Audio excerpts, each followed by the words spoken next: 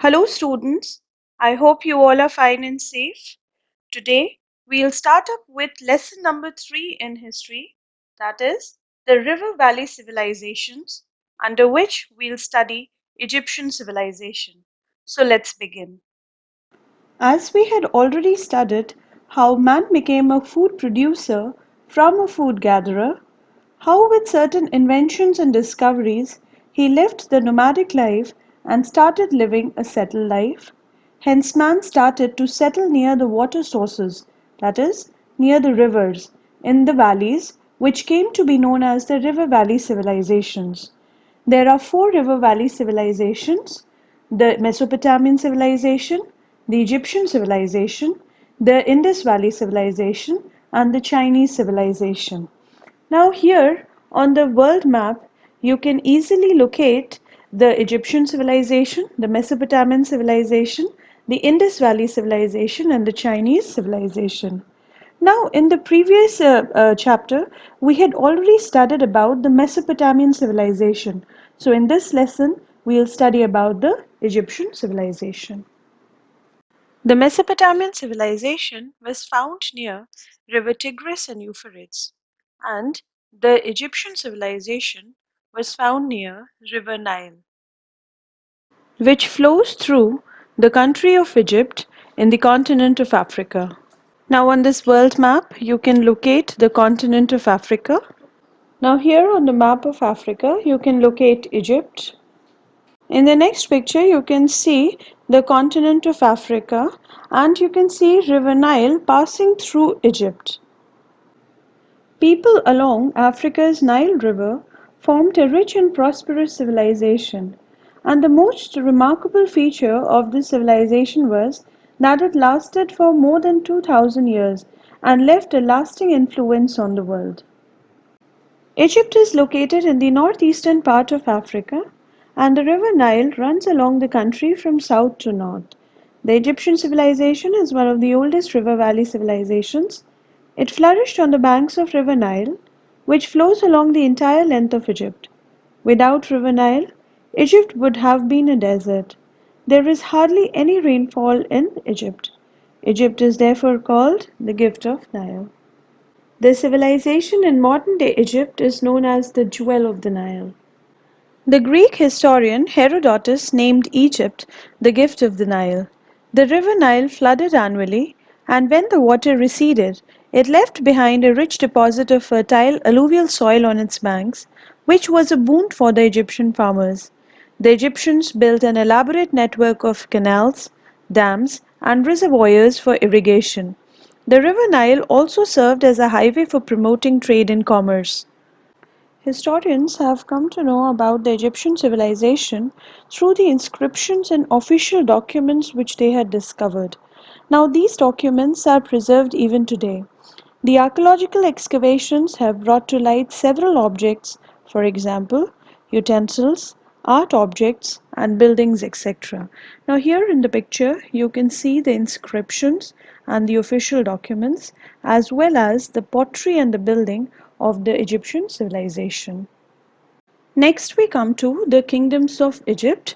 Now the kingdoms of Egypt has been divided into three periods. Now let's study the three periods. The first one, the Old Kingdom, which started from 3000 to 2000 BCE. The Middle Kingdom, which started from 2000 to 1750 BCE, and the New Kingdom, which started from 1580 BCE to 1085 BCE. So let's study them one by one.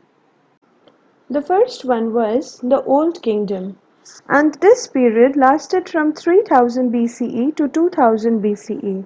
This period is known as the period of pyramids. Now at this time, the Great Pyramid of Giza was built. Next we come to the Middle Kingdom.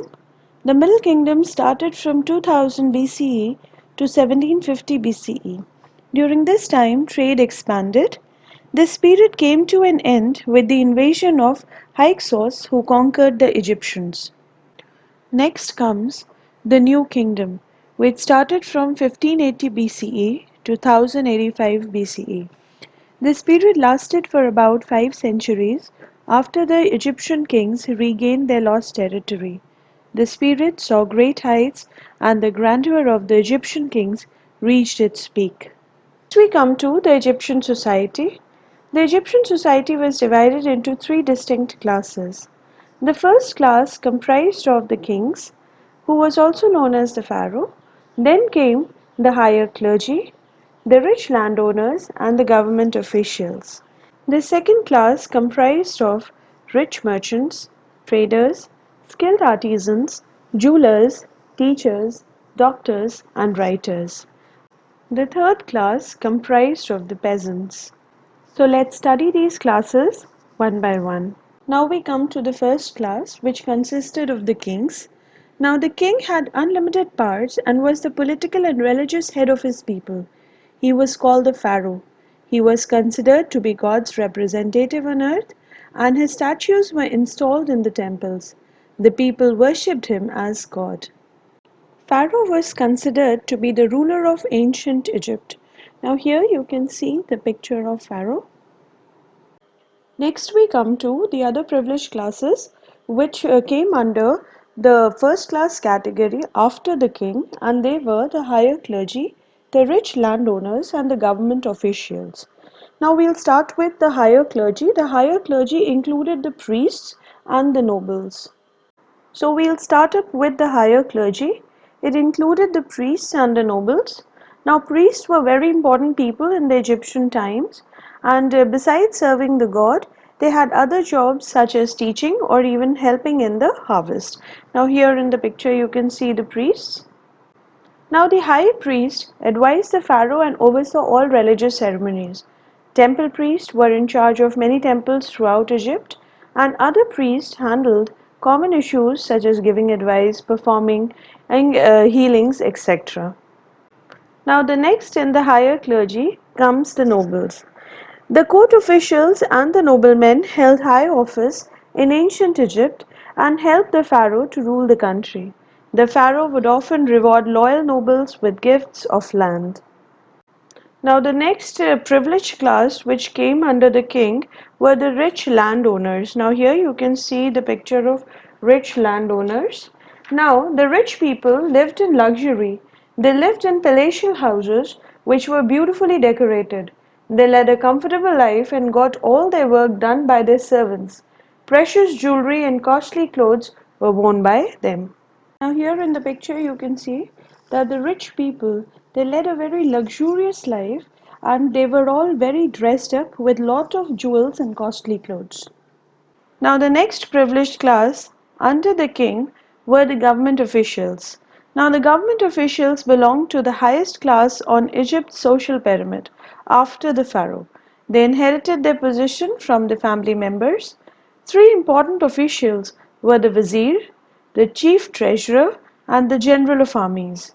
Now vizier was the advisor to the pharaoh. The middle class included the rich merchants, traders, skilled artisans, jewelers, teachers, doctors, and writers. It basically included people who ran businesses or produced goods.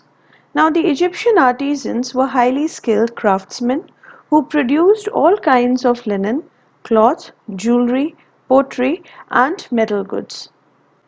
Now here in the picture you can see the traders, artisans and the merchants. Next comes the third class, that is the peasants. Now the majority of the Egyptians belonged to the lowest class comprising the peasants. At the lowest rung of the social ladder came the slaves, a majority of whom were prisoners of war. Now, the slaves were at the bottom of the society, and these people became slaves if they owed any debt, committed a crime, or were captured in war. Now, here you can see the picture of slaves. The common people led a difficult life. They had to work for the rich for their survival and had to live in small houses. Now here you can see that the way the common people used to live. Next we come to Egyptian women. Now women were given respect. Though the family was patriarchal, it was made sure that their rights were protected. Rich women led a luxurious life, but women of poor families worked hard. Now here in the picture you can see how the Egyptian women were dressed up in rich clothes and jewelry and leading a luxurious life. The next comes the occupations of Egyptians. Now agriculture was the main occupation of the Egyptians. Now here in the picture you can see that people are engaged in agriculture. Other important occupations were manufacture of weapons, furniture, jewelry, perfume, glassware and pottery. Now here in the picture you can see that the people are engaged in furniture making, pottery making, then they are making weapons, they are making glassware, and hence they are engaged in different occupations. Now trading was given importance. Trade was both internal and foreign. Internal trade was carried on by road, whereas foreign trade was carried on by sea. Now here in the picture you can see that people are engaged in different agricultural activities, and when the goods are finally produced and finished, it is being carried internally as well as by sea routes. With this, we come to an end of the first part of our lesson. The remaining portion, we'll complete it in the next video. Till then, stay safe, stay healthy, and have a good day. Thank you.